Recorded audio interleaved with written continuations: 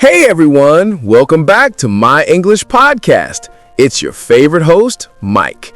And today, I've got something really fun for you. We're diving into one of the most fascinating and funniest topics in English, the differences between British and American English. Now, I know some of you might think English is just English, but trust me, once you start comparing words, pronunciation, and expressions, it's like two cousins who grew up in different houses and came out with totally different accents and habits. And today, joining me in the studio is someone who knows this topic inside out, my co-host, Emma. Hi, everyone! Hey, Mike, great to be back on the podcast. I'm honestly so excited about today's topic. You know, every time I visit America, I end up ordering something completely wrong or getting confused by a simple word like pants. Oh yeah, we've all been there. I remember once when I first met you, you said you liked my trousers, and I thought, why does she sound like she's in a 19th century play? Excuse me? Trousers is completely normal in British English. You Americans are the ones calling them pants. In Britain, pants means, well, underwear. Oh, man, that's right. Imagine the confusion that could cause in a store. Excuse me, where are the pants? And suddenly everyone's staring. Exactly.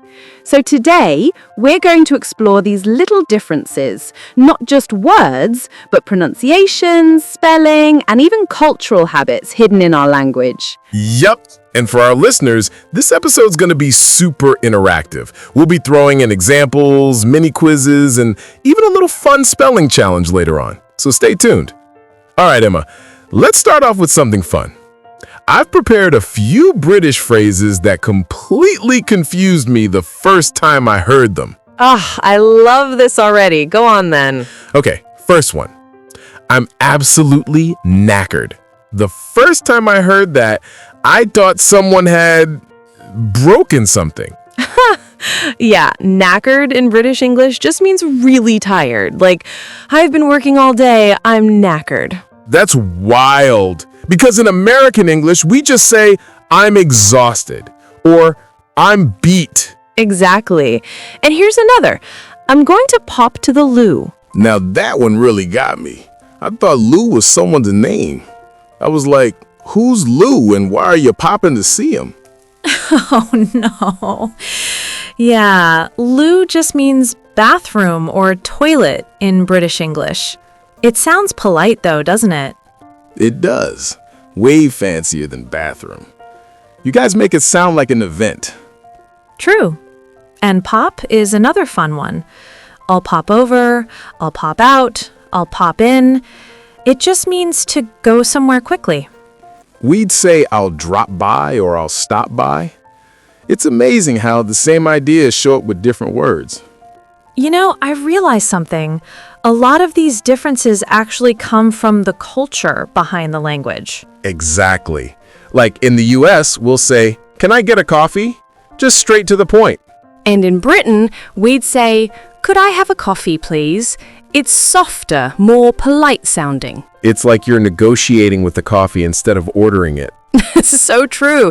And even tone plays a role. Americans have a lot of rising tones, upbeat, energetic. Brits often sound a little more reserved, even when they're being friendly. Right. I guess that's why some learners say British English sounds classy and American English sounds friendly. That's a perfect summary. Both have charm, just in different ways. All right, let's get into our first round of word war. I'll say an American word, and you tell us what the British version is. Ready, Emma? Let's go, Mike. Bring it on. Okay. Apartment. Flat. Simple one. Nice. Truck. That's a lorry. Elevator. Lift. Cookie. Oh, we'd say biscuit, but careful, British biscuits aren't the same as American biscuits. Yeah, in America, a biscuit is like a soft, buttery bread roll, not something you dip in tea. Exactly. You see, this is where learners get so confused. The same word can mean totally different things. Okay, here's a tricky one. Chips. Ah, yes, the eternal debate. In the UK, chips are what you call fries, and what you call chips, we call crisps. So many potato-based misunderstandings. It's a global crisis, honestly. Okay, last one for this round. Vacation. That would be holiday. Simple and sweet.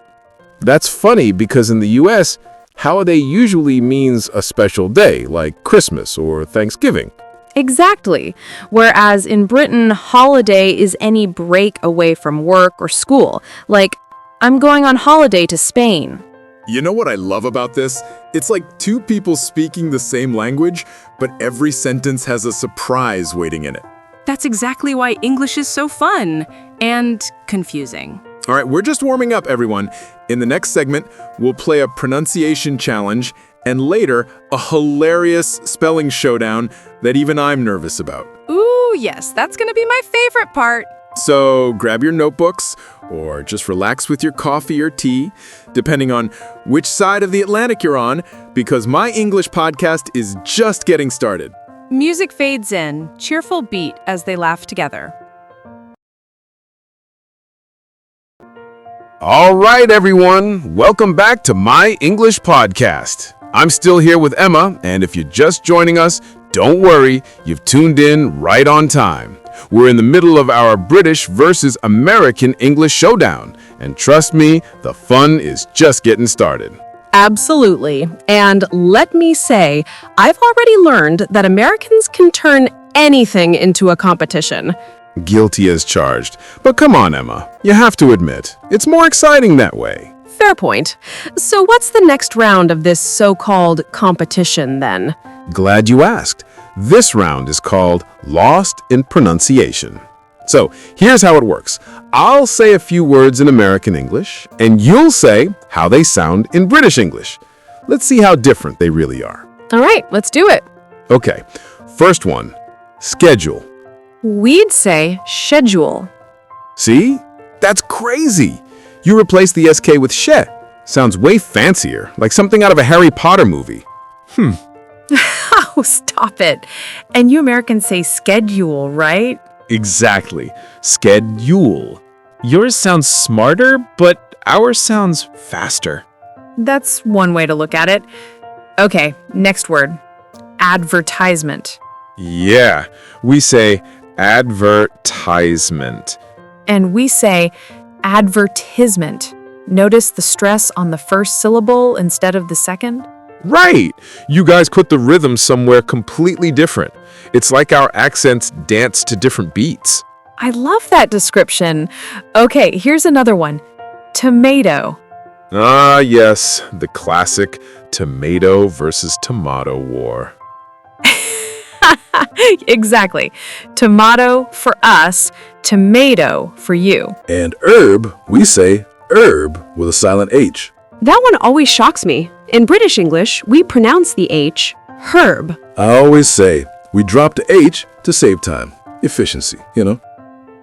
Yes, of course. Americans are too busy to pronounce extra letters. Exactly. All right, now it's time for something that drives learners crazy. Grammar and expression differences. Oh, this is where things get dangerous. Let's start with one example. Americans say, I already ate. But Brits often say, I've already eaten. Right. Americans love the simple past, while we love the present perfect. Exactly. For us, I already ate just means done, finished, moving on. And for us, I've already eaten sounds more complete. It connects the past with the present. You're basically saying, yes, darling, I've already eaten. Thank you. Well, we do sound polite, don't we? Another one. Americans say, on the weekend, but you Brits say, at the weekend. Yes, that one confuses learners so much. We'd say, I went shopping at the weekend. You'd say, I went shopping on the weekend. And we'd both end up at the same mall anyway. Exactly. So In the end, it doesn't really matter which preposition you use, as long as people understand you. That's the key, right? Communication over perfection. Absolutely. Touché. Okay, next. Theater or theater? Theater. Classy. Theater. Straightforward. And then we have traveling versus traveling. We like one L, you like two. We're just extra, Mike. That's true. All right, time for a mini quiz, Emma. Let's see how well we understand each other's worlds. Bring it on. Okay, what's a sidewalk? That's a pavement in the UK. Nice. What's a trunk? You mean the boot of a car? Good one. What's a trash can? That would be a bin. Perfect. Now your turn. All right. What's a chemist? That's a pharmacy. Correct. And what's a holiday maker? Oh, that's a vacationer. Nice! You're getting the hang of it. See? 2 countries, 1 language, 0 chance of ordering the right thing abroad. Exactly. I once asked for chips in New York and got a bag of crisps. I was devastated. And I once ordered biscuits in London and got something you dip in tea. I was expecting gravy. Oh, bless you. That must have been a cultural heartbreak. All right, listeners, it's time for our next game. Guess the word. Emma and I will give each other a word or phrase, and we have to guess what it means in the other dialect. Okay, I'll start. What do you think fancy dress means in the UK? Easy. Dressing up fancy, like in a tuxedo. Nope. It means costume party, like Halloween outfits. No way. So if someone says, come to my fancy dress party, I'd show up in a suit. Exactly. And everyone else would be dressed like superheroes. That's hilarious. Okay, my turn. What do you think gas station means? Oh, that's a petrol station, obviously. Correct. Okay, one more. Rubber. Oh no, here we go. In the UK, it's an eraser. And in the US, it's, something else. Yep, we'll leave it at that. You know, Emma, I've always found it fascinating how both versions of English are constantly changing, especially now with the internet. Exactly. American slang spreads everywhere through movies and music, while British terms pop up on social media and series like The Crown or Peaky Blinders. Right.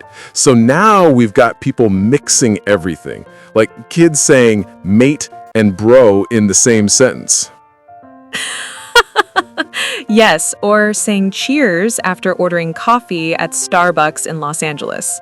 Language is global now. It's a living, breathing thing.